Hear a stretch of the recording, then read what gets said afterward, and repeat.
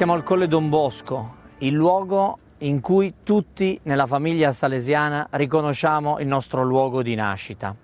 Il capitolo generale 27° consegna al Rettor Maggiore, al suo consiglio, all'intera congregazione una pagina di sogno, cioè ci regala la possibilità di ripensare i luoghi salesiani come spazi e tempi di formazione personale, comunitaria, come gruppi, per consacrati, consacrate, membri della famiglia salesiana, laici e giovani.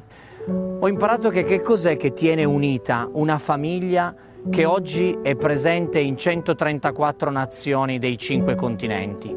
Fondamentalmente il suo fondatore e i luoghi delle origini. Ed allora proviamo ad entrare in questi spazi che hanno cominciato ad avere un volto nuovo al servizio della congregazione.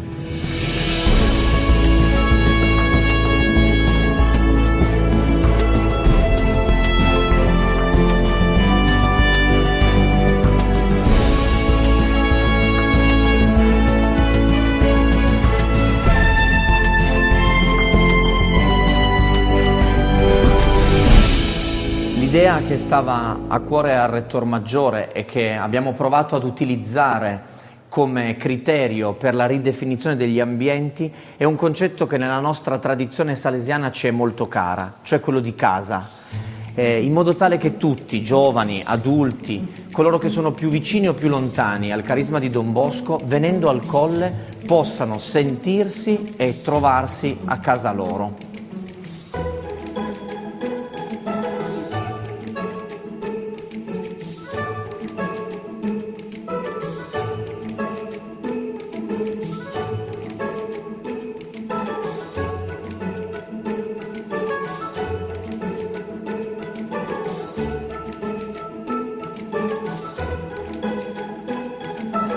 Gli spazi del cortile, delle camerette, delle camerate, tutto vuole avere l'idea della semplicità, dell'accoglienza, della casa.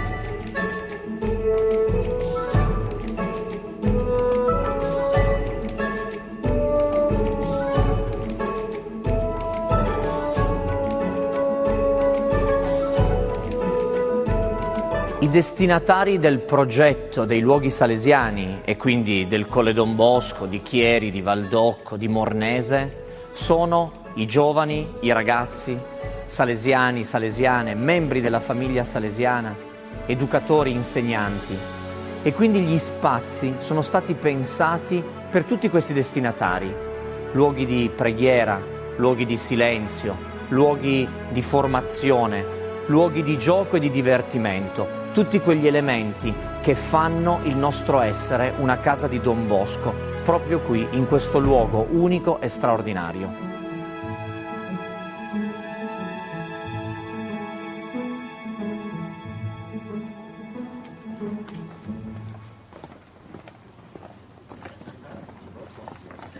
Quando Don Bosco scrive il suo sogno, lo inizia proprio così.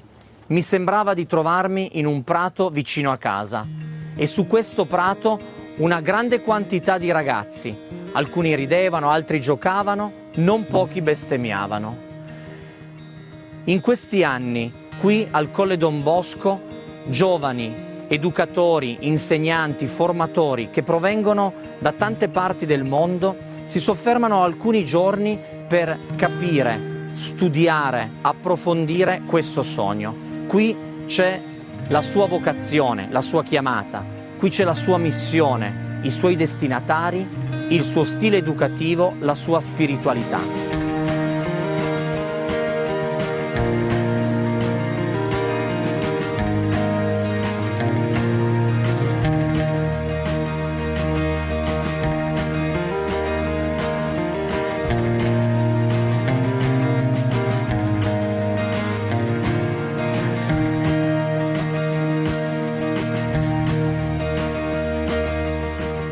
L'elemento che ha guidato il progetto, la sua anima, è proprio l'idea di casa, qui più che altrove, perché qui sperimentiamo la casa fisica di Giovanni, nella quale lui cresce, vive, si relaziona prima di tutto con sua madre Margherita, con i suoi fratelli, con i suoi compaesani, con la gente del posto.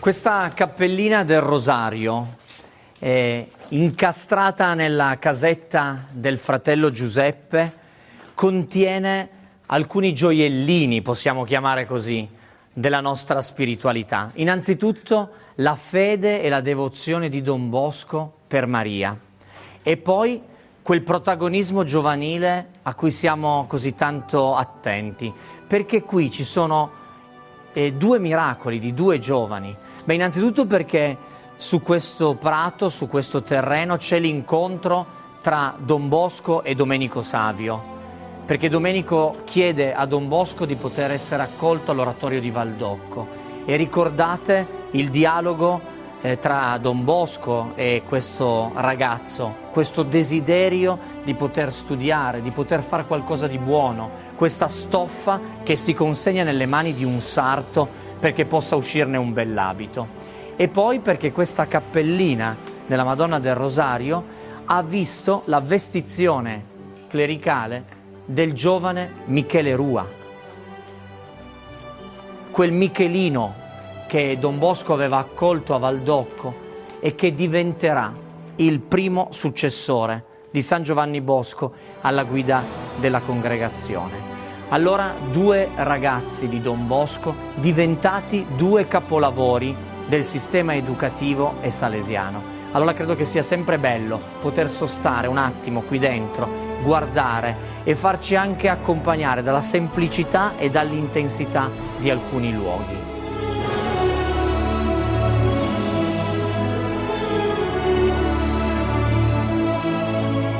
Qui accanto a noi alcune strutture di possibilità pastorali importanti. Quella gialla, Casa Zatti, che è una casa di accoglienza, di autogestione per gruppi fino a 60-65 persone. Accanto la struttura della Tendopoli, per ragazzi, giovani, gruppi che vogliono trascorrere alcuni giorni o alcune settimane qui da Don Bosco in maniera anche più spartana, più semplice.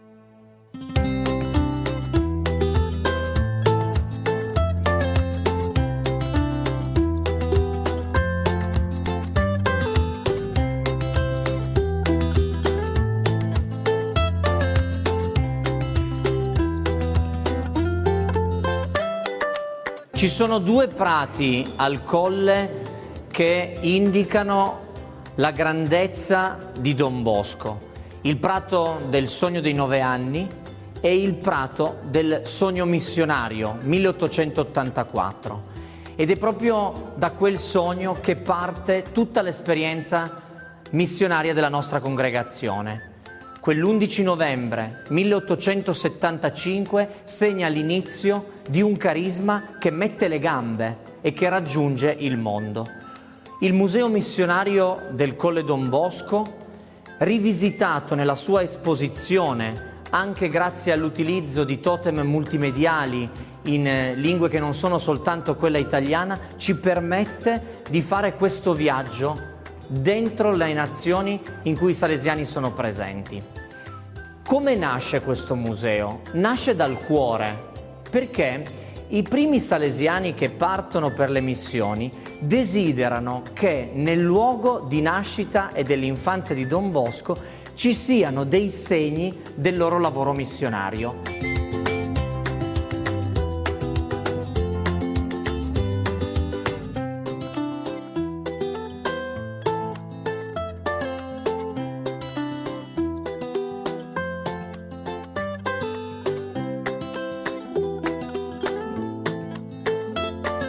E in ultimo, da fine giugno, qui al Colle Don Bosco è arrivata la comunità del noviziato internazionale salesiano.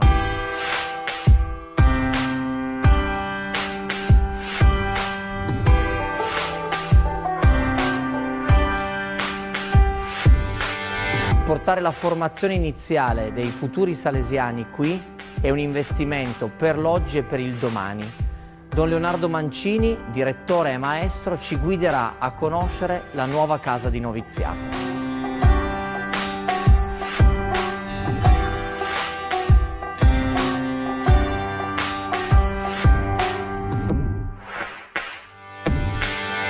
Sono Don Leonardo Mancini, direttore e maestro del noviziato del Colle Don Bosco. Siamo arrivati qui in giugno, fine giugno. Abbiamo traslocato dal noviziato di Pinerolo.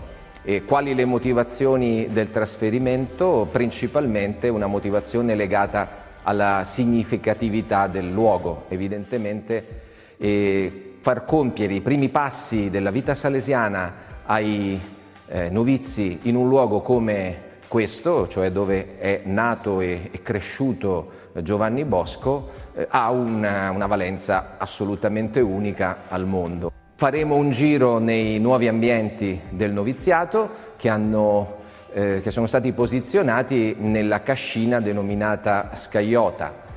Prima, per diversi anni, questo luogo è stato adibito ad accoglienza di gruppi giovanili e adesso altri giovani, quelli che appunto sentono la vocazione alla vita consacrata salesiana, sono chiamati ad abitarla. È stata quindi ristrutturata in diverse parti radicalmente proprio per permettere l'accoglienza di questi giovani e dei novizi e la vita della comunità che li accompagna. Siamo 6 confratelli in questo momento che accompagnano attualmente 12 novizi.